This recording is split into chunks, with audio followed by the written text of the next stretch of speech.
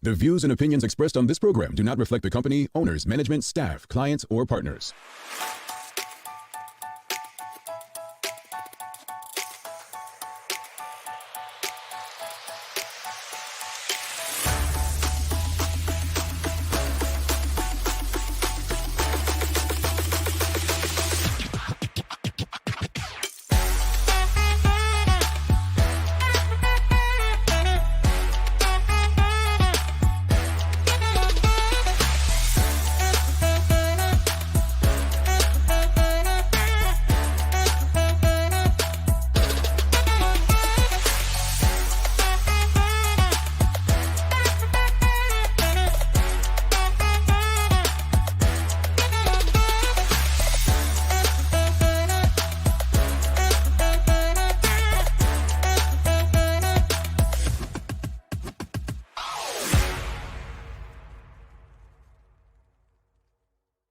It's Monday, the 21st day of October 2024. Welcome to Bermuda's Daily Talk Show. It's the Daily Hour brought to you by the BAC Group of Companies, Medical House Lindos, and People's Pharmacy. I'm Jamal Hartman. She's Teray Toll, and Maya Palacio will be with us in a bit to bring you the latest in her news break brought to you by People's. Teray, happy Monday and welcome back, I think.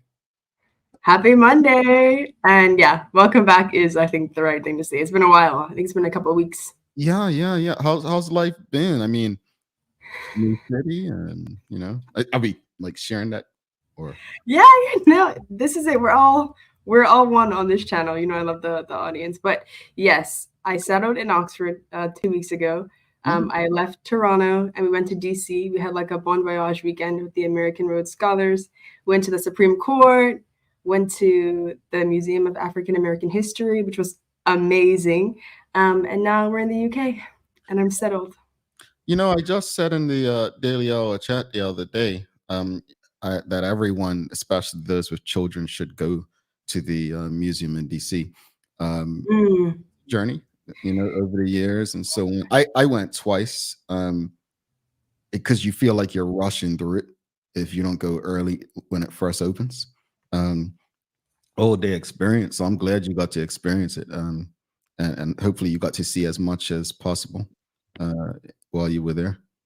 Yeah, I did. They actually opened early for us. So we got to go in when the public wasn't there. So we got to see everything. Like we got to go through all the floors because the floors tell a story if you've never been. It's like you're traveling through history. And it's really beautiful and it's also really heavy. So I agree. I think parents should take their kids because it's a lot. It's heavy. It's heavy. I don't think people want. I think that journey. I don't want to get stuck on that. Obviously, we have a show, but that journey is something. As I explain it to people, it's a roller coaster of emotions. So yeah, I'd encourage it. And I'm happy that you got to go. But yes. Suzanne Ingham says, "Awesome Monday, Jamal, Teray, and Maya. Great to see you again, Teray. I've missed you. I missed you too." The only person she doesn't miss is me, apparently. David Michael Wilson says, and make it a meaningful Monday to the HFM and crew. Live life on purpose and be great at it. You only have one chance. Indeed. Thank you so much for that, David. And greetings, everyone. Thanks for making us part of your daily routine. A good one today as we welcome pilot Remy Donawa on to share his journey. He's a private pilot. He's coming on. Work Academy student to share his journey. I also realized something. I think Remy is very unique, not only in his own abilities, but I'm sharing his business now. If I'm not mistaken, he's probably, this is a Bermuda trivia question years to come. Who's the Bermudian pilot who has an uncle who's both won Bermuda Day, the half marathon run race, and an uncle who has won the Sinclair Packwood cycle race? He comes from comes from good genes. Yeah. He made it. It's Donawa? Yeah, Remy Donawa. Yeah. Jay Donawa won it about 5 years ago. And then Uncle Darren Glassfoot won the Sinclair Packwood race within the last round about the same time, 5-6 years ago. But I say that because folks, he might get you to your destination. He will get you to your destination safe, but due to his genes, he might get you there fast as well. Yeah. Hey now. I'm just saying.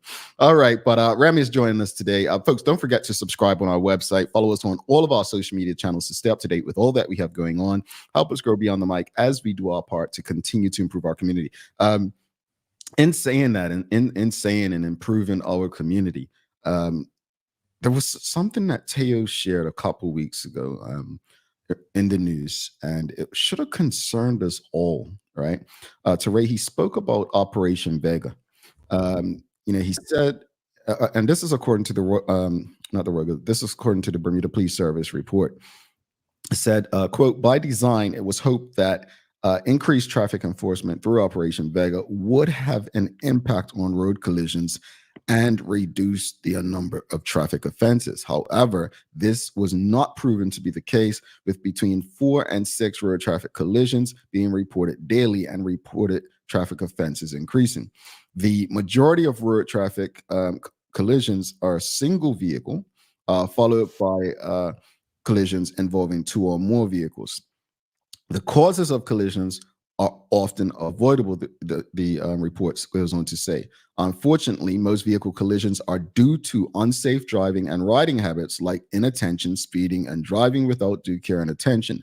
Lower speeds mean fewer collisions, while reaction times are increased if traveling at a lower speed.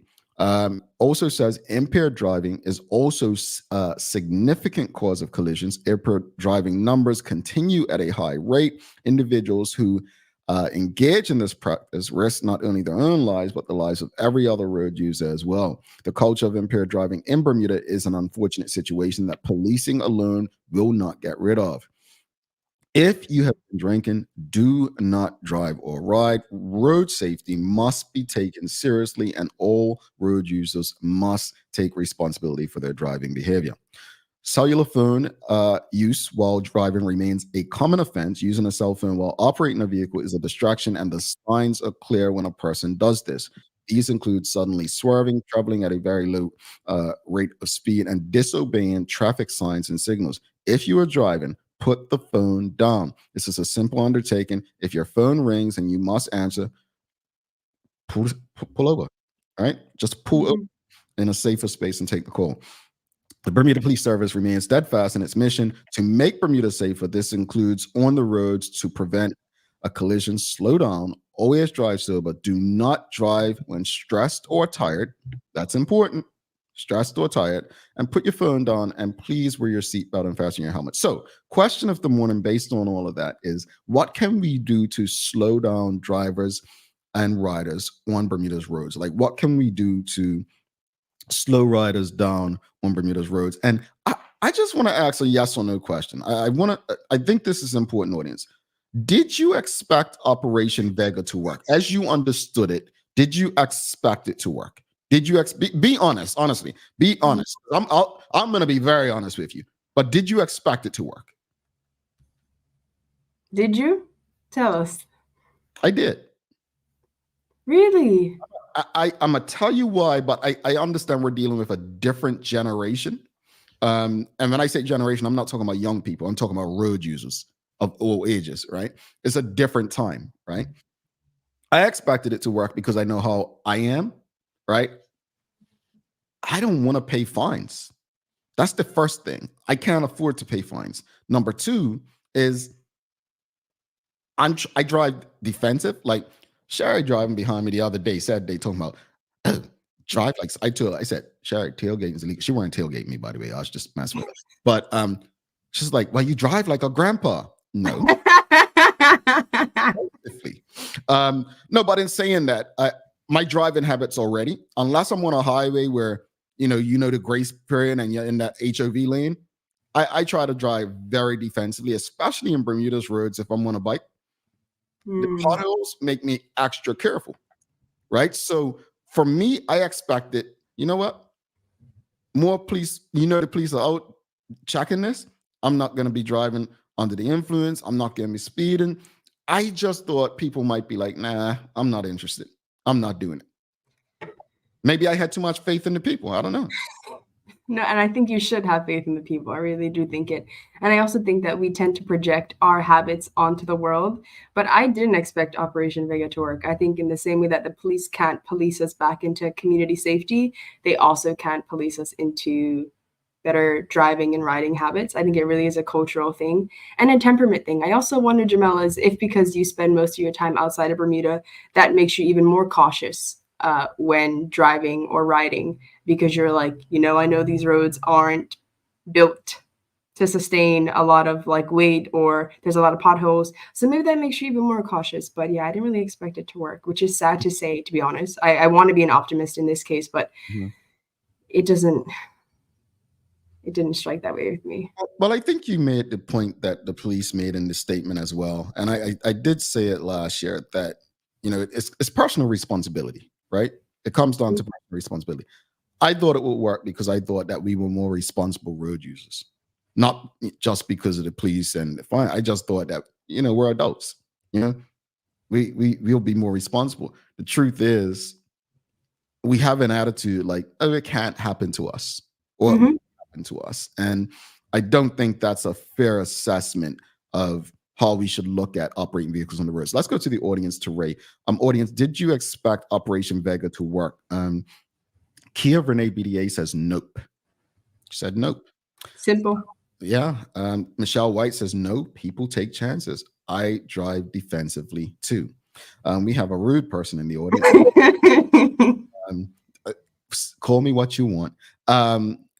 So I think it's an interesting one, to Ray, because, again, if we're saying personal responsibility, to this question, what can we do to slow down drivers, riders on Bermuda's roads? Based on those statistics, we've already shown that we're not responsible on our roads, right? Well, I also wonder if the speeding limit is like accurate. Like it's still 35 miles per hour, right? I believe. 20 miles per hour, 35K, something like that. So, but I think that, like, is that an accurate, like, does that represent the speed that people go on or people should be traveling? I'm wondering if there's something else that the police need to be doing, because that might be a difficult speed to maintain. And maybe someone going 45 shouldn't be penalized for speeding when it's actually an okay, safe, and reasonable speed to drive that will allow, like, traffic to flow. So I'm also wondering if the police and the government should do some soul searching and run some data internally about like what is a safe speed to drive that doesn't make people feel like they have to go out of their way and kind of drive at 35, because it seems slow to me. It seems very slow to me. That's a good point. I think it's interesting because that we talk about laws or things that were put in place so long ago. Is that with faster vehicles, bigger cars, is that still the speed? And then the other thing is, should the speed limit be the same throughout the island, or do certain spaces, we can make it slower here, make it faster there? Like, there's some things we can look into. So I think that's valid. I think that's extremely valid. And also more cars on the road, like more cars, bikes. Like I think Bermuda has a lot of work to do in making bike lanes, both like bicycles and also for motorbikes. Like I think motorbikes and cars are, like, the way that they're driving all the time together is just not okay. I think that's unsustainable. So maybe the police need to look internally. Outside the city, we can't even get sidewalks. So how are we going to get the bike lane? I'm just saying. We have to think big. We have to think big, and then we land in practical terms. Yeah, for sure. Audience, what are your thoughts? How do we get drivers on the roads to slow down? Michelle White says, unfortunately, people have children in their vehicle. These children mock adult bad habits, which adds to the bad driving attitudes. You think so, Teray? I don't know. I've never seen that, but I'm sure it exists. What do you think? I don't know. I mean, again, I'm different, so I'm using it based on my experience. I don't see bad behavior and want to, emulate it. I don't. I see it. I'm like, what's wrong with that person? I mean, and I'm an adult saying that, but as a child, that's how I looked at things, because I guess consciously I kind of knew right from wrong, or what I was taught that was right from wrong. And so I didn't really want to emulate things that I was taught or told were wrong. So if I'm in a car with someone who's getting angry and going off, that never really influenced me. But I take her point. I do take her point. I'm unique in that aspect. Maybe that's what people, oh, well, my daddy did it, so I'm fine. Well, my mom did it, I'm fine. So that's valid. That's valid. What else, audience, though? What can we do to slow down drivers and riders on Bermuda's roads? Like, I mean, I'm surprised no one said put speed bumps all over the island. No, I'm not a fan of that, by the way. But me either. As someone with a bike, that would be terrible for me. yeah, I mean, I do they still have that big one in Flats? I mean, they used to have this big one down in Flats, and that used to be annoying. Suzanne Ingham says, if you're driving like a grandpa, then you know you are safe. Let the loonies pass. It's better to get there safe. I don't want to pay fines either. No money. Yeah, I just, I mean, that's an economic perspective, but also the safety aspect. The insurance, it's so much to it. And I don't think when we get in a vehicle and we're going somewhere, all of those things come to mind, because at the end of the day, we're usually got our destination in mind, right? Absolutely. And Michelle White, she responded, she says 20 miles per hour feels slow because our lives are now so fast. No space for bike lanes. Government doesn't have money to buy properties to make our roads wider. And then she also says that, yes, but children are impressionable. You know, government always finds money to do what they need to do to get votes. So I'm sure they could find a couple of dollars if it really came down to it. But that's again. I think our lives are definitely faster. And you know, that speed limit probably doesn't really apply to how most Bermudians are living these days. Yeah, I would agree. Again, audience, what can we do to slow down drivers, riders in Bermuda's roads? Teray says no to speed bumps. I'm not really a fan of speed bumps. I think people on bikes would just jump them, you know? You would have to have them really close, like dip one, dip up. And then where do you put them? Like, do you put them on main roads? Yeah. I don't know. As well, like, you know, bigger vehicles. So it's interesting. Charles H. Jeffs II says, I think it's personal responsibility and community responsibility. We need to talk to people we know and don't know about traveling safely. Because of Maya and the show, I call people out for unbuckled helmets. Yeah, my don't let Maya's boy. You feel like you're in prison when Maya comes on that, but it's necessary though. He's absolutely correct. Like if if I see Teray walking on the street and she gets in a car and she just drives off and her seatbelt's not on, I might be in a good community citizen. Hey, seatbelt. Like you feel me? Something that simple. I think that's how we should be looking out for one another. And I agree, Charles. Let's go to the drinking part. You know, the police reported that driving under the influence. Nobody's really in a bar by themselves, right? And in Bermuda, now, even if someone is there by themselves without friends, you're still not there. There's other people. There's a bartender. That's community responsibility. You know, not letting someone leave that bar area while under the influence. Again, it's personal responsibility. But do you want to feel like you're an accomplice to something that could happen? Exactly. And, you know, there's a really big conversation around like driving habits and drinking habits, but I really wonder how much of it exists in the news, in like on the Daily Hour, on all of these shows, and then how much translates into real life outside of like Maya and Charles H. Jeffers II. You know, like I would really love to be a fly on the wall of people getting drunk in a bar and then seeing if people are like, hey, take a taxi or don't drive, or, you know, I wonder how much of it translates. Did you see anything over Cup Match? I would say Cup Match. I don't usually see it because like the people close to me usually have designated drivers. Like no one drives. Like we guys, and I don't drink, but we catch a cab. You know what I'm saying? Like that's how we get there. And then usually we get rides home separately with friends and family. So at least in my circle, everyone's extremely responsible with that. But again, that's not everyone, right? That's not everyone. But I think I've never talked about that. Yeah, we guys catch cabs. Like we're older than we were when we first started, but we've always done it that way. And I think people have to be more conscious about those options. Now that's another story, whether cabs are available or ride. Like let's go to these final few comments before we bring Maya in. We've got Remy Donawa joining us as well. Ian Waddington says it will never work when our legal speed. Sorry, he continues. It will never work when our legal speed limit 35K is apparently no longer our legal speed limit. Well, I think what he's talking about is the grace. You know, people, they're not really pulling people over according to some, unless you're going over 50, right? So I get his point. I get what Ian's saying. Kia Renee BDA says, if we're serious about it, there should be more involved and more strict requirements from TCD, from awareness level, practicals, logistics, mental health, alcohol, and drug intake. I love that mental health part as well. Let's bring Maya Palacio in for the Daily Hour News Break. See her thoughts on this, because she's very passionate about this as well.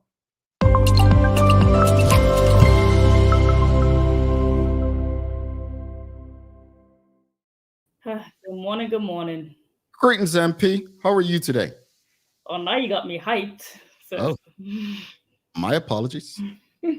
That's all right. I actually went back into some of my stories this morning because I was like, oh, this is a conversation we're having. I remember I did like this, when I did my series, How Things Operate, and Collisions and Operation Vega was probably like my second or third episode. I was looking back at it, and basically I was talking about how, yes, 35 kilometers is our speed limit, but it's not being enforced. And we know that because no one's getting ticketed for it on a daily basis. And when I actually had an interview with the Commissioner of Police, Darren Simons, earlier in that year, he basically explained that that law was put in so long ago, like, it just has not been updated since then. So maybe that's something that we could also look at doing as well. It's like, if we have to actually increase the speed limit, not saying that everyone will, but like because we travel at such a different rate of 50 to 55 is what our general consensus is what people are going at. It might be worth looking at that too, so that we can actually enforce the law properly. So when people are actually over it, it kind of like there's more of a tallying rate. But yeah, when it comes to like enforcing speeds or Operation Vega, not necessarily maybe making that much of a dent or difference. In 2022, it seemed to have been in some areas. And there were so many reports of even just so many serious collisions, like how we talk about a lot, how, yes, we mentioned the fatalities, but in one year when I reported on, I think it was the first quarter of 2022, it actually mentioned how in terms of serious collisions, it was like about 80 of them for that quarter. That's just 4 months, not the year, just the quarter. 4 months was about almost serious road collisions in 2022. So that's like a very high rate. And then it went on, damages was like 300, 400 in that quarter. So we have extensively high rates of road collisions. I remember interviewing the doctor as well at a very known hospital. I can't remember the name right now, but I presented it on this show talking about like the trauma that occurs to people who have these serious brain injuries as well after these incidents that they go through, and how they're often forgotten in statistics, or families as well that have to care for these people who are now in this horrible position in life. So we can really go on this topic. But yeah. No, it's necessary. And again, I said a couple of weeks ago when it was first reported, we've got to address it. We've got to talk about it. It's definitely deep. But I wanted to address a couple of things because, Charles brought up the fact that you tell people, hey, buckle your helmet. But Michelle makes a great point. She said, my husband was stopped when a young lady was backing out of the street on her bike. He hollered out when she, that she should be careful. And she effed him off.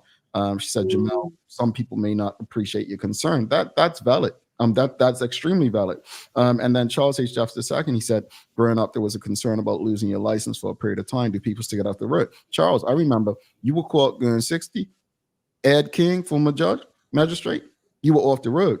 Now, I heard people saying, oh, I was getting 75. No, I just paid a fine. It almost seems like it's of economic benefit for the government rather than, and you can't be pleased with that because they're doing their job stopping people. It's up to the courts to, do everything else. And then we got Kenton Trotz, good morning to the H family. It's going to take all of us. We have to change the driving culture in Bermuda. Like Charles said, it's about personal responsibility. Maya, let's get into the news. What you got?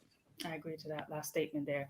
Well, good morning, everyone. This is your Daily Hour News Break brought to you by the great people at People's Pharmacy. So we're starting out our story this morning with, you may recall that last week we did report on the former chief executive of the Bermuda Chamber, Danielle Rivera, being fired for serious misconduct as detailed by Mariko Thomas, the president of the chamber. Well, recently from the Facebook account of the former executive revealed an apology and admitted transferring more than $15,000 into her personal account. It reads, I apologize for disappointing those who have trusted and supported me over time. I've always tried to own my mistakes, so today I will try to do the same. I made the worst decision and mistake of my life in a moment of weakness and desperation and transferred just over $15,000 to a personal account. Even though I regretted my actions immediately, there is no excuse. I sincerely apologize to the staff, board members, and of the chamber, and even the community of Bermuda.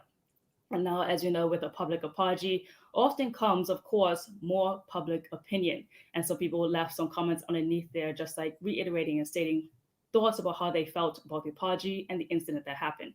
So one commenter actually left remarks of like heartfeltness, likely commending the former executive for like coming forward and being honest and wishing her well. And others remarked on the state of the island on all fronts and all social and economic classes, highlighting the financial struggles across the island as well. And again, other people questioned the humility of others, wondering if we are too quick to forgive solely because she admitted her fault.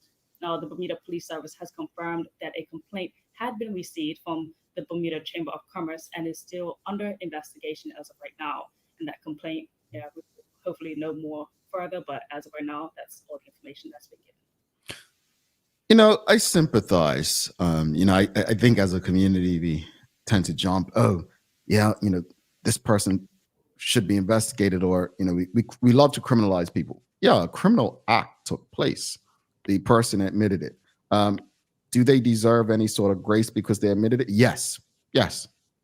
Because we could waste the court's time, we could waste money and resources to fight. So yes, grace. But that does not mean that we act like the person did nothing wrong, right? We don't know what people are going through. And, for me, it's really none of my business because it's not public funds, right? If it was government, I'd probably feel different. That's not a justification for whatever she admitted. But we're living in some tough times. And I remember in January 2018, I said on Facebook that there are so many people in Bermuda who are one paycheck away from being in very dire situations. And a couple weeks later, a good brother entertainer was in that space in Bermuda. So I think we should all be humble and less judgmental in situations like this, and really understand that it could be any of us. Indeed. Well, in other news, this is a trigger warning as we are discussing 50 meters before she hits that carpet. Apologies, as we are discussing rape in this story. But today, anyone who can should find the time and read the story of Shari Lynn Pringle, who has decided to share her assault, which happened nearly 40 years ago. In the article written by Sam Strangeways, Mrs. Lynn Pringle is honest, detailed, and expresses how, due to the law, how important it is to come forward after a sexual assault. She hopes to get the conversation started and empower people who this has happened to seek assistance early. I have so many things to say on that. Yeah. Definitely go to the Gazette for the entire full story there. But meanwhile, as of October 1st, Ms. Janelle Christopher has been appointed as the new Director of Department of Public Transportation for the Ministry of Transport after holding the position in the acting capacity for 2 years. She will work under the direction of Permanent Secretary for the Ministry of Transport and will be responsible for the operations, management, and direction of the Transport Department. When she was appointed as a Deputy Acting Director in June of 2022, she actually oversaw the arrival of Bermuda's first electric buses. Good luck. I mean, I know they had trouble for years getting the bus schedule. Would that fall under her? Yeah, definitely. That would be in the category. She'll at least be assisting around it. Don't know if she'll be like completely make it, but definitely be around in her project field, I'm sure. But following up though with some more history on Bermuda transportation, specifically the history of TCD, I was searching the archives the other day and came across quite an interesting story from February of 1996 from the Bermuda Times. And it was actually Bermuda's first graduates of the program of Project Ride. Now, Jamal, do you know what year that you got your bike license? Yeah, 98. 98? What do we use? 2016. 2016. All right. Well, let's see if you guys might know some of these names and some of these faces here. So this is from the Bermuda Times. There's the graduates there, and the names: Rosalind Kendall, Matthew White, Zoe Roberts, Tanya Ingham, Chrissy Amelia. This name kind of tripped me up because I wasn't too sure. It's Sacha Dorm, Not Beasley. Sacha. Ben Beasley, and Ewan Sampson. So those history makers, truthfully, we think about it, Bermuda's first graduates of Project Y that are still in today. And it mentions also the law that came into effect that allowed to happen. That was new legislation for those to get their licenses in Bermuda. Hold on, Sancha. Yeah, that old. You were like part of the first Project Ride ever, Sancha? My word. Had to see that name there. I was like, that's not her, but it was pretty close. Before I even saw the name, I'm like, is that Sancha? Stop. Mercy. My goodness. Sancha, not talking about you. I'm like, don't talk about my sister Sancha like that. Yeah. Meanwhile, closing on with some exciting sports news right now, Flora Duffy with her first podium finish in the T100 during her second race and the competition's second race altogether. While Bermuda's only Olympic gold medalist has excitedly made this happen for herself and reached a very much so a new milestone, as this distance is exceedingly long. But let's watch her finish course of the T100 and the commentary from her. 50 metres before she hits that carpet. You hit that carpet, you know your day's done. And what a day it has been for Flora Duffy, your 2020 Olympic gold medalist that took place in 2021. Finally finds her spot on a long course podium in a big race, the biggest podium of her long course career, here at T100 Lake Las Vegas. Flora Duffy finally on the podium. Third place today behind Taylor Knibb in first and Julie Duron in second. That is a breakthrough performance over the middle distance for Flora Duffy, and no doubt will give her immense confidence to be mixing it up with the likes of Taylor Knibb and Julie Duron. She knows they're the two best in the world at this distance right now.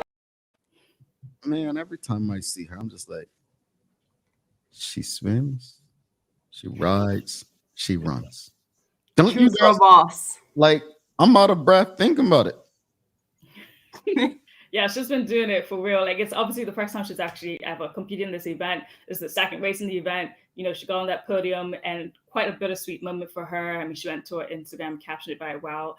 She also had interviews prior to, like, just knowing that this was like a goal of hers to get on that podium. You know, she was, you know, after the Olympics, making that fifth place, very extraordinary, but, you know, she wanted that podium. So to get this in quite a prestigious event to her in her long form career, like, past the middle distances, this is it now for her. So to make such a great starting wave like that, she's quite excited. Yeah.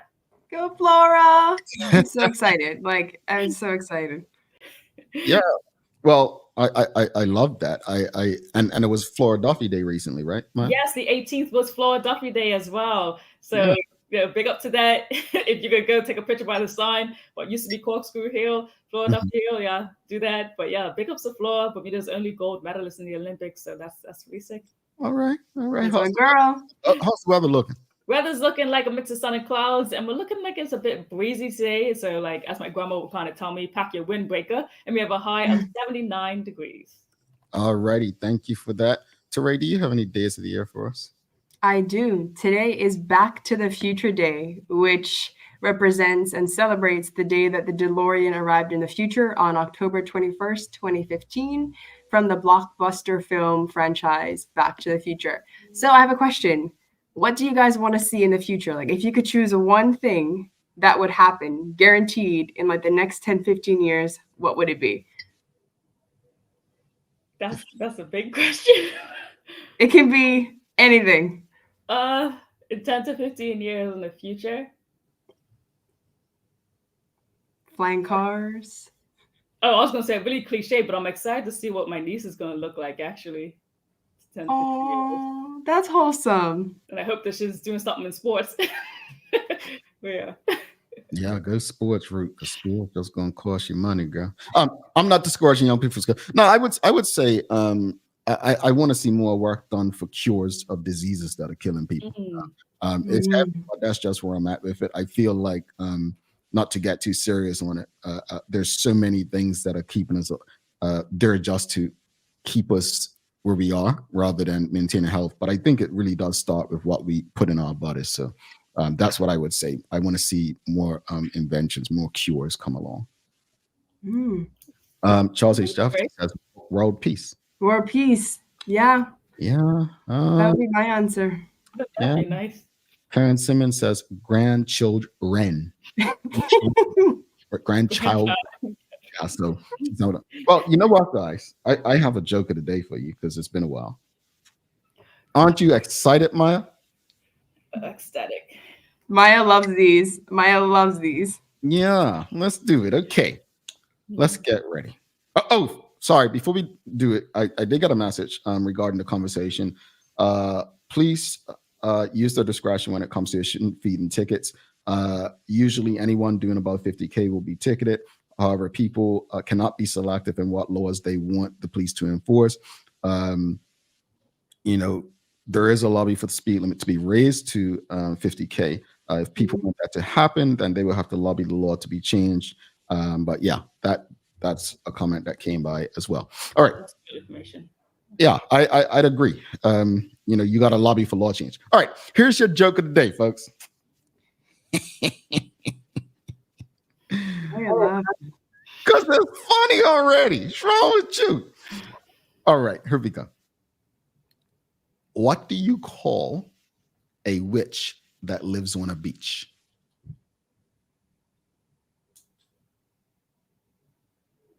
A witch that lives on a beach. Ready? Go ahead. A sand witch. Got it? Like sand? Witch sandwich. That wasn't even clever. Like, that was just smug. We're gonna come harder next time. We gotta do better. You gotta change your website. You gotta change the deck of cards. We need a bit more. I'm leaving that jokes group on Facebook. I'm leaving that one. I'm telling them, you guys just no. I'm leaving that group. I want to support you because I know she hates this really and truly. And I But thank you for noticing that it wasn't funny. It wasn't. I couldn't fake it. I'm sorry. I'm sure Sancho and Larry would have laughed. Larry would have given you a sympathy chuckle like he always does. You know what? Have a great day, MP. Bye, Maya. Bye. Maya Palacio, folks. Give us a thumbs up, a love, a like. We're going to take a quick break. I think Remy is ready to go. Bermuda's youngest private pilot. We're looking forward to having him on the show, so stick with us. We'll be back in 1 minute, 58 seconds with no laughing Toll over there. Listen, Let's face it, life can be a little wild, but shopping doesn't have to be. I choose People's, so that whether it's a prescription that needs to be filled, a toy for my little terror, or a gift for a new addition to the family, we'll see about that. Everything's available in one convenient location. Some call it People's, I call it my one-stop shop in the city. People's, we're here for you.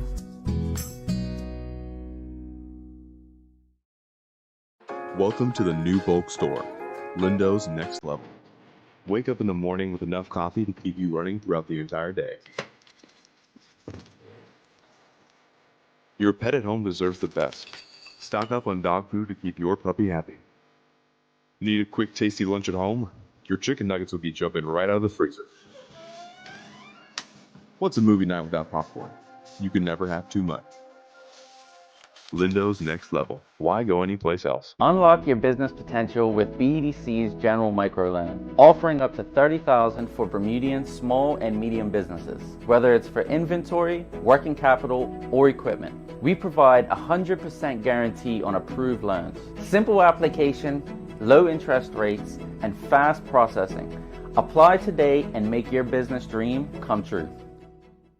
Looking for the best care for your pets? Nova's Ark Feed and Supply has everything you need, from top quality foods to toys and supplies. We've got it all. Join our frequent buyer program and earn rewards every time you shop. Plus, we've been awarded the Clever Customer Initiative program for helping you save more. And don't forget, we open an hour early on Saturdays so you can get a head start on your pet care. Visit us today or shop online for easy pickup or delivery. Your pets will thank you. Alrighty, welcome back to the big show. Thanks again to Welcome back to the Big Show. She's Teray Toll. I'm Jamel Hartman. It's the Daily Hour brought to you by the BAC Group of Companies, Medical House Lenders, and People's Pharmacy. Thanks again to all of you for ensuring that we can do this on a regular basis with you. Don't forget to subscribe on our website. Follow us on all of our social media channels to stay up to date with all that we have going on. Help us grow beyond the mic as we do our part to continue to improve our community. Don't forget, the survey will be going out this week, so stay tuned. Visit our website. But I want to just go to a comment before we bring our guest for the day in. James Burgess, he says, good morning to all on the Daily Hour team. I'm watching from home, resting from my gallstones removal and my pacemaker surgery, thanks to the Daily Hour team. So, Mr. Burgess, we haven't seen you in quite a while. It's been like a year or so. So, thank you for letting us know you're recovering. And we obviously have no idea when people go off. We just think that they don't like myself, so they stop watching. But I'm glad that you are recovering and you're doing well. And anyone else out there who may be experiencing anything, all of us on the Daily Hour team, thank you for your support and send you healing energy and vibes as you recover or deal with whatever you're going through. So thank you for updating us on your status. Absolutely. Alrighty. So without further ado, very excited. Like I said, this man comes from good genes. We've got a very special guest on. We've got hopefully he'll be flying us around and getting us to our destinations very soon. Let's give a warm TDH welcome to Remy Donawa. Greetings, sir. Good morning. Morning, Remy. Good morning. Good morning, everyone. So Remy, I told a bit about your business earlier. I was telling people that you come from some pretty athletic genes. Like you've had an uncle who's won the Bermuda half-day marathon running race, and you've had an uncle who's won on, the riding, the Sinclair Packwood. Like you come from some good genes, man. Yeah, I do, really strong. I unfortunately did not quite get the athletic genes, but they're somewhere. They're there somewhere. Hey, man, sometimes some things skip over us and we are able to excel in other areas, which is what we're here to discuss. You excelling in other areas. So before we jump into everything that you've accomplished, just tell the audience a bit about your background. Where do you go to school, and what are your favorite things to do outside of flying? Okay, so I go to school here at Work Academy, and if you didn't know already, I'm only 17, and some of the things I love to do are take my dog for walks because we both need him, and then I also really enjoyed playing the violin, and I've done that since I was 4. Okay, I gotta ask you, what breed of dog do you have? She's Corgi mixed with Jack Russell Terrier. Oh, that's an energetic. That dog must keep you going, huh? She's unfortunately a lot more Corgi, and she's pretty lazy. She's the opposite. You said Corgi and Jack. So do you have to force her on the walks, or does she come willingly? She likes going on them. She runs around a lot, but she's a good mix of both, really. Okay. Cool. Well, Remy, speak to us. Like, how'd you get into airplanes? So ever since I can remember, I've always really liked airplanes. I can't remember my first flight. I've been flying since I got here. But when I was younger, so around like 4, my grandpa would drive me to the airport every weekend so I could watch the planes. We live all the way in Work, so a little bit of a distance just to go watch some planes. But that's when I really loved it. And then every time I'd go on an airplane to go to like the US, I'd always be really excited. And it's just fascinating that something so heavy can actually stay in the air. And I've only really loved aviation forever. That's really cool. And I really loved reading about your mom's role in your journey. So tell us about her role in getting you here. So when I was about 15, my mom and I saw a news interview with Sheridan, and he's a Bermudian pilot. He's another Bermudian pilot. And so he set us up for a discovery flight. And that's basically when you go flying and you kind of get a feel for what it's like to do flight training. And so my mom, we flew to Florida. It was her and I and my grandma. And we went flying, and I stepped into a Cessna for the first time. And it was a really awesome experience. I loved it, and I only loved it more and more every time I flew. And So I kept doing flight lessons, and here I am now with my pilot's license. And I just want to say mom's playing an important role in pushing us at those ages, and to have the support of your mom to, actually go and do something like that at that age is incredible. But I'm very familiar because I think the flight school is in Lantana. When I was living in South Florida, it's literally right across the street from my doctor's office there. And I always wonder, what is this place with these airplanes? And then I kind of learned the history about it. So to know that a Bermudian in yourself went there, was in my neighborhood, practicing and training to do that is pretty incredible. Small world, right? Yes, super small world. Good. And shout out to your mom and your grandma, and honestly everyone in the family who either drove you to the airport to watch them and then like really played a really big role in your journey. But in Bermuda, industries like law, banking, insurance, they dominate. So do you have any advice for young people who are interested in jobs and industries that exist outside of insurance and law? Yeah, so I'd really say that if you're going to pick your job, make sure you do it because it's something you like, and don't do it because everyone else does it. Do it because you really want to do it. Because if you pick a job you're not going to like, then you're going to just be miserable every day. And so make sure you do it because it's what you're interested in. Excellent advice. And you became interested in planes at a very young age, apparently. So what initially excited you about the planes? And tell us about that moment that you knew that you were very interested in it. Yeah, so like I said before, just the feeling of flying is amazing. And then I can talk more about my discovery flight and so what that was like for me. And so basically we got into the airplane and we took off. And I was allowed to fly the airplane, which is a completely different experience from just like being in the airplane. It's kind of like driving a car for the first time versus being a passenger in a car. And it feels really freeing to just be in the airplane in the sky, and there are less boundaries of what you can do. And it's like having the world at your fingertips. I'm listening to him talk, and I'm like, he is fearless, because literally you are fearless, man. Because I'm thinking like, I don't know, landing a plane and parking a car, one seems a bit more, but again, once you get the hang of something, because we thought as children, as cars, we thought that driving a car on a highway, I know some Bermudian adults who still will not drive car on a highway in the US, right? So I think that's what he's saying. And like, in terms of flying a plane, actually, once you do it and you get used to it, it's not that difficult, right? But yeah. No, yeah, it takes some practice, but it's doable. It's definitely doable. And I'd say you're capable of learning if you put in the effort. Indeed. Absolutely. So was it on that discovery flight that you decided to take your interest seriously and get your license? Yeah, so that was a big decision point for me because airplanes are very expensive to like rent, and so to do all the flight training, the cost is in like quadruple digits, 5 digits. So it was a huge investment.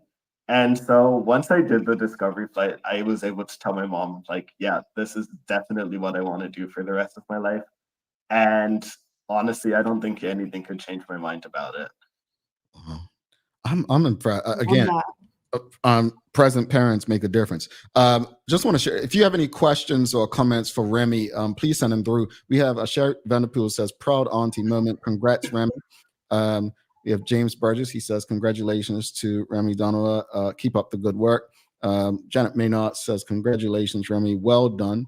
And Suzanne sending you a bunch of hearts and some balloon celebrations. And Michelle White says, this is why it's important to engage and create experiences with our children. Remy's love for flying is tied to his relationship with grandpa too. I think that's an amazing part of it, just from going and watching them, and then like I love being on planes because I always knew I was going to Disney World or somewhere I wanted to go, but to actually figure out like this is a career you want to do. Speak to us about that flying experience a bit more though, like that first flight. What was the experience like? Were there any butterflies? Was it like, oh, I'm finally getting to do this, or like what was it like as a young person? So it was a completely new experience. It was something I'd never done before. So it's like trying a new food for the first time. It's more than that, but it's like you don't really know what to expect going into it. And so we got into the airplane, and it's a small airport, so there's no security. So we kind of just parked the car and then walk to the other side of the fence, and we're on the airport. We climb in.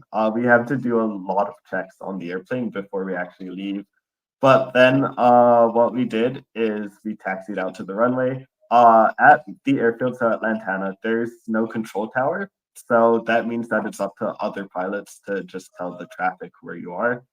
And then we entered the runway, and the takeoff rolls in small planes are a lot faster. And so in about 20 seconds, we're already off the ground in the air. And also, the engines aren't very powerful either. So it's kind of like riding a 50 up a hill, collector hill. And so it's sluggish, and you're like, okay, we're really in the air. It doesn't feel like it, but we're moving slowly. And yeah, the view was just breathtaking.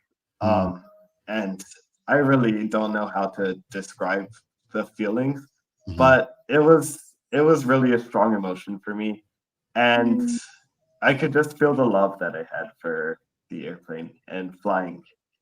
Indeed, indeed. We've got some questions from the audience. Sherry Vanderpool's asking, you have your private pilot license, but she's asking, what's the difference between private and commercial piloting, or is it a difference in which one you want to do?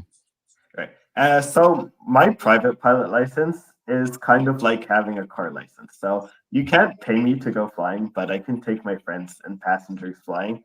And so a commercial license really allows you to like operate as a business.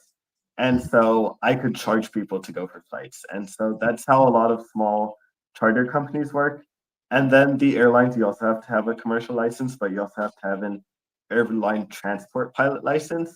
And so that's for the really big carriers with regular scheduled operations. So it's kind of like if you think of a private pilot license as having a car license, and then a commercial license lets you kind of be like a taxi driver. And so you can have people pay you.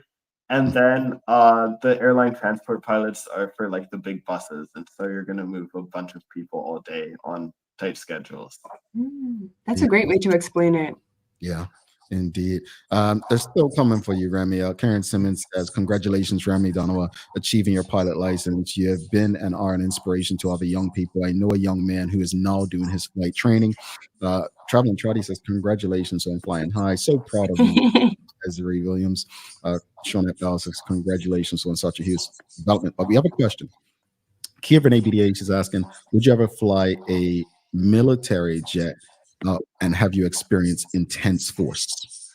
Okay, so the most intense force we've probably pulled is 1.5 times the force of gravity. And it doesn't sound like a lot, but it does feel like a lot more because it's like if you're 100 pounds, then you feel like you're 150 pounds. And so it's a significant difference. I don't think I'd ever fly a military jet just because of the risk that comes with it and being like forced to go into a fight. And then there's obviously the chance that you don't come back from a military mission. But I think it would be a cool experience to like fly at such high Gs because the military aircraft are very different capabilities than regular civilian aircraft. Indeed, indeed. We've got Charles H. Jeffs II. He's asking, how different is flying a small plane versus a big plane? So there's a lot of big differences. The biggest one being the power. And so in planes with low power, things happen a lot slower. And so you have more time to think about what you're doing, what's going to happen. And then in the really big planes, obviously, you have to have 2 pilots. So I can fly an airplane all by myself, alone. But in like the really big planes, you're going to have 2 pilots just to manage the workload that comes with flying such a large aircraft. And then also in big aircraft, so you're probably thinking like airliners. And so they fly under different flight rules. And so I can fly VFR, which is visual based. So I don't really need any of the instruments in the airplane to know where I'm going. I can look outside and see like, oh, I'm right here over the ground. and I'm going that way for so long, and I can kind of look at the ground and follow where I'm going. Whereas in the IFR, so instrument flight rules with the big airliners, they're primarily instrument-based navigation, and so they're going to fly along specific routes to get where they're going. So it's very different between the two. Remy, you're 17, you're in your final year at Work Academy. You obviously want to study aviation. What are the next steps for you in terms of your journey? What are you hoping?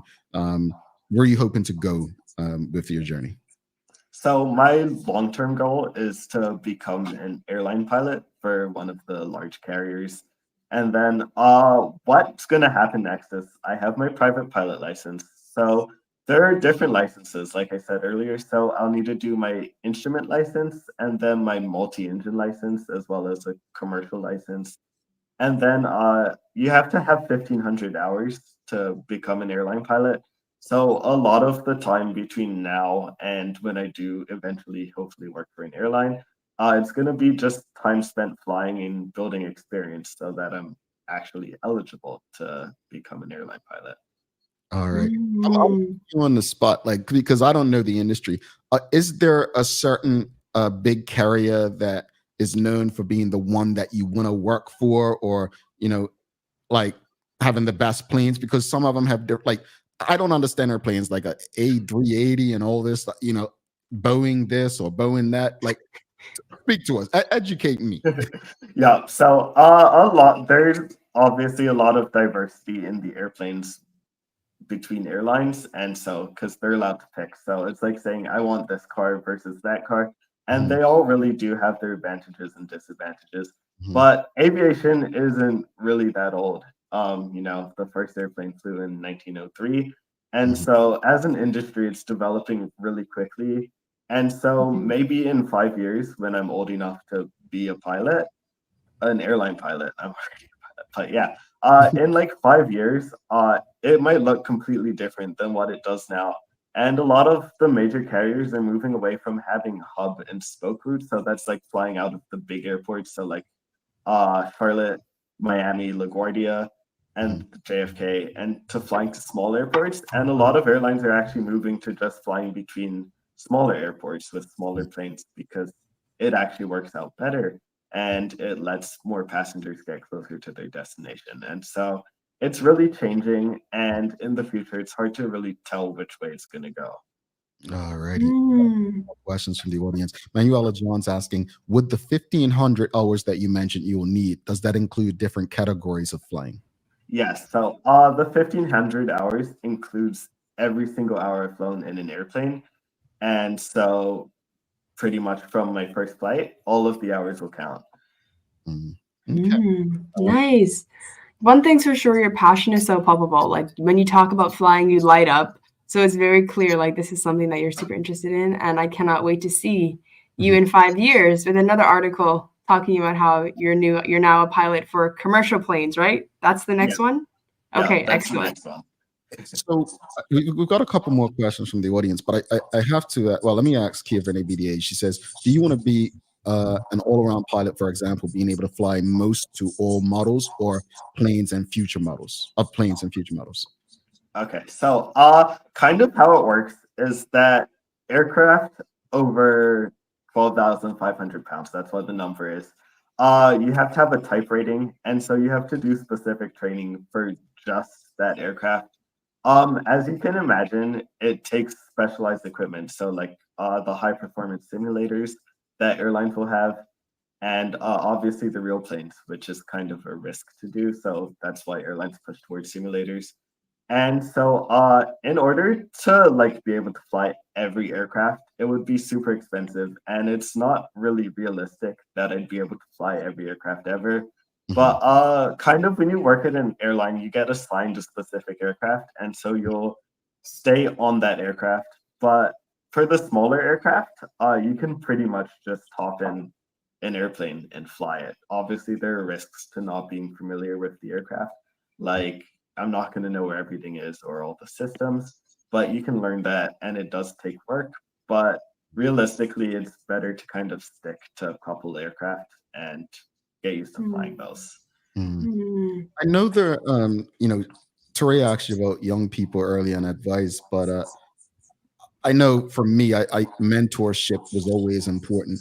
Have you sought any mentors in this space? I know your family's been very supportive, your mom, and you got your start just with your grandpa, but have you sought mentors in the aviation space who've helped you along? And if so, what kind of advice have they given you?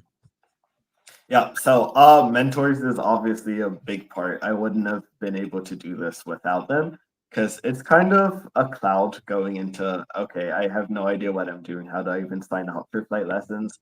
And so having someone who's actually done it before you makes it so much easier. They're there to give you advice, like how techniques, that helps them. And then what they did to get into the position they are. So my flight instructors have been really helpful with that and just getting me through the training and making it possible for me to actually pass my exam. And then also other mentors who are further along than maybe flight instructing and have worked for airlines. And so they've helped me and they've kind of encouraged me and given me tips of what to do and where to go. And that's pretty much how I got there. So I wouldn't have been able to do it without them. Cool. Karen is asking, in addition to the technical training, do pilots also need to maintain physical and mental training in order to continue to hold license? It's very important. Yes. So kind of like how you have to go to the doctor to get a physical exam. I have to hold a medical exam. And for me, that's every 5 years. So it's a third class medical. But then for your airline pilots, they have to get one every single year or every 6 months, depending on their age. So, yeah, you do have to be held to a physical and mental standard. And your health really does have to be in a good position to make sure that you're safe and you can carry out flights safely. This is good information. Thank you for that question. I'm Karen. Sherry Vanderpool is asking, what colleges are geared toward aviation? Are there any schools you're interested in attending for aviation? Yeah, so they're in America. They're really big on aviation. They kind of founded the whole thing. And so a lot of schools you can actually do flight lessons at on like the side. And there's so many schools, I really don't know all of them. But the other thing is that in Florida, there are a lot of big flight schools because the weather is more ideal for flying conditions all year round. And so for me, I'm really interested in attending Embry-Riddle, which I've already sent my application to, which is in Daytona Beach.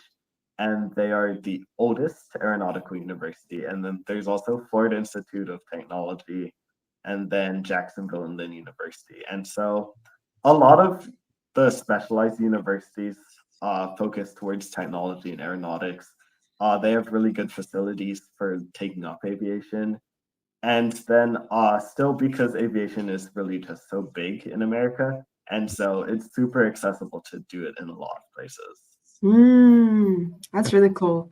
Michelle White is asking if when you travel on a regular commercial aircraft, are you the person who's asked to see the cockpit and chat with the pilot? Yeah. So I always make sure that I can try to say hi to the pilot. Sometimes they're super busy, so it's not always possible. But it's always nice to just say hi. And yeah, it's a good experience. You meet people and make connections. All right. Remy, we'll let you go soon. But Suzanne Ingham's asking, do you plan on working for Bermudian? It would be nice. Hi, Bermudian. Please hire me in the future. Yeah, but I would really love to be able to work for a Bermudian airline because obviously there aren't that many Bermudian pilots. And so that would be like a huge thing for me to be able to work from home. And then also I'll be able to make it back here every night so I don't have to live in a different country forever. So that just guarantees that I make it back to my house every day. So that's the nice part. All right, Remy, thank you so much for the conversation. This was enlightening. I've learned a lot. When we were young, when I was young, we didn't have so many rules, right? I don't know if you guys were born before September 11th or after, but Remy, I know you were born after. I'm not sure to rate, but September 11th changed things because, you used to be able to see the cockpit and, they would show you if you were a child. I don't think you have those opportunities anymore due to safety and the like. But I remember seeing it and it looked like so much to learn and to understand. And so I have always grown up with a great respect for pilots, and having worked at Bermuda's airport before I left Bermuda as a baggage handler, to be around the mechanics and seeing how they had to inspect and they refuel and all of that. It's so much to it. So to know that you at such a young age are learning this, you're passionate about it, you're very interested in it, I wish you nothing but the best. And please know that we will be following your journey, looking to support you possible, so that one day we can fly on the aircraft and hear you on that, and I'm here. I'm your pilot, Remy Donawa, and yeah, I'm looking forward to it, Remy. I am, and I'm proud to that you've trusted our platform to share your story with our audience. And is it Traveling Trotty says, Embry-Riddle Aeronautical University, Daytona Beach is a great school, and we think it's a great school for a great person to go and continue their journey. So congratulations to you. Thank you. Thank you very much for having me, and thank you all for the encouragement you guys have given me. And I look forward to seeing you guys in the future. No problem. Have a great day, Remy. You too. Remy. Thank you. All right. Remy Donawa, folks, if you appreciated that conversation, do us one big favor. Cost you nothing. Between now and when we return from the break, give us a like, a love, a thumbs up. We're going to take a quick break. Come back after this, and we will do a little daily play and give our final thoughts on today's guest and conversation. Stick with us. Minute 33 seconds. It's time for another season of Bermuda Trivia, the game show. We've got new contestants trying their luck to see how much they know about Bermuda and Bermudians. I'm going to be honest. I have no idea. Sorry, Darren. Thank God it was an easy one. See how far they can go. The risk, no reward. 9. Oh, Katrina. I feel like this man's going to know everything I throw at him. Tell everybody your name. This is Dwayne Kings. Alex Jones. Sajay. Megan Tankard. Yeah, I'm Keith. Ashley. And Carly. As they attempt to become the next big money winner. Such a hard question. It's a tough one. It's a tough one. Follow Bermuda Trivia on your favorite social media platforms.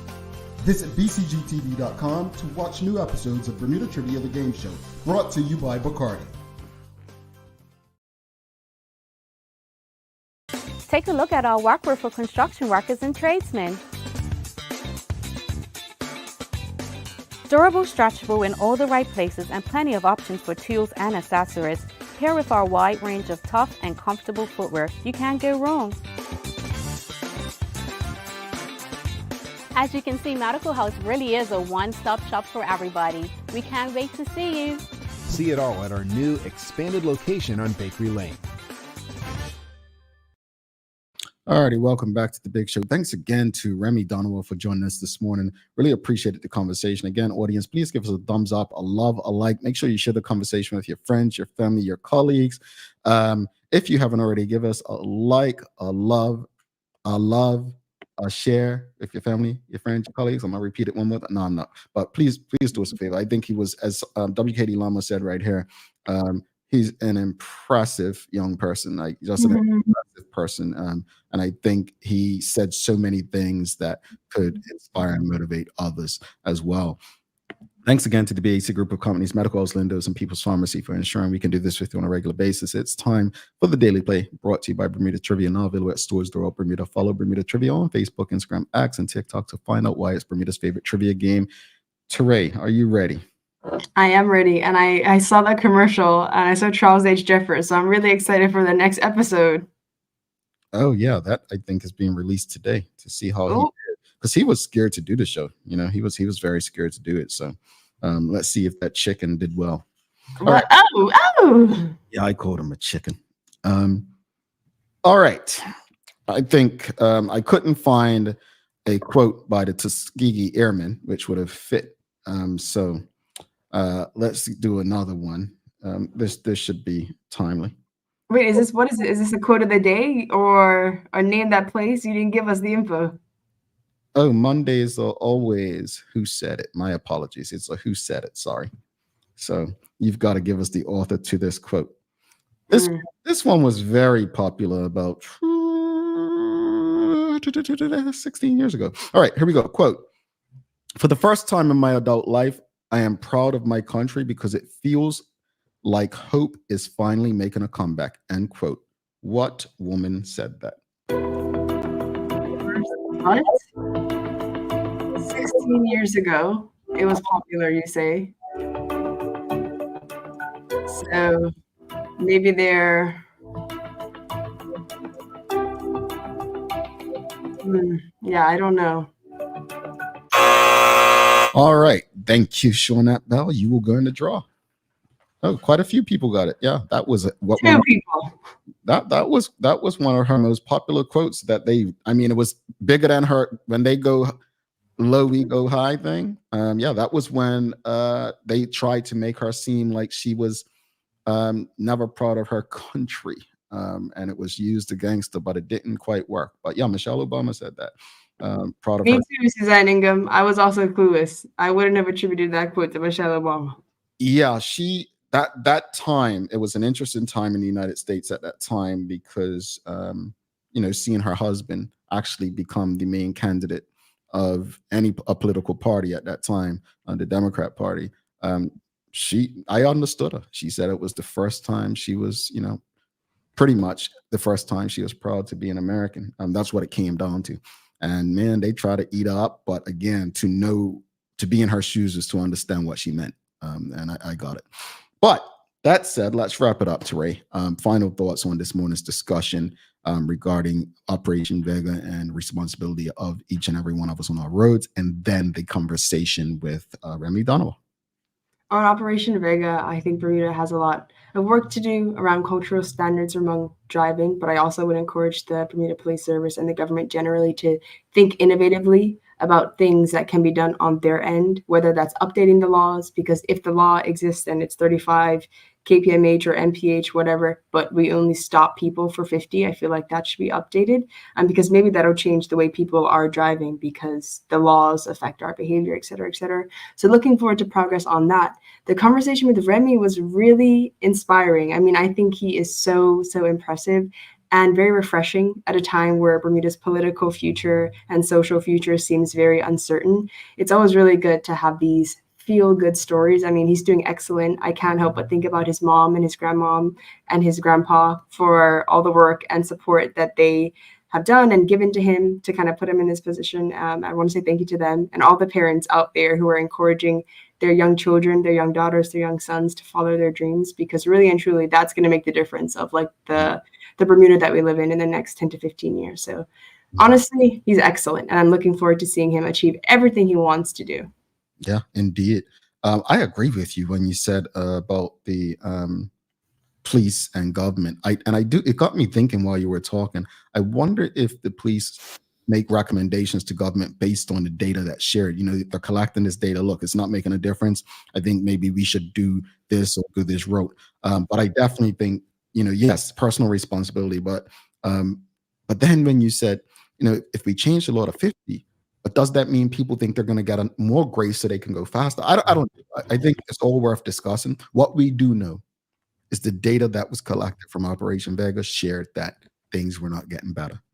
And so we have to go back to the drawing board. As far as I echo everything you said. I think it's so inspiring hearing from young people like Remy, people who, I know very few. It reminds me of Dr. Kaiwan Brown. From as long as I can remember, he said he wanted to be a doctor. I'm like, man, I want to live life, and when young people know what they want to do from such a young age and they go on to do it, those are some awesome stories and the journeys, but they couldn't be possible without the support of those around him. And he is so, his gratitude to those around him, don't miss out on that, folks.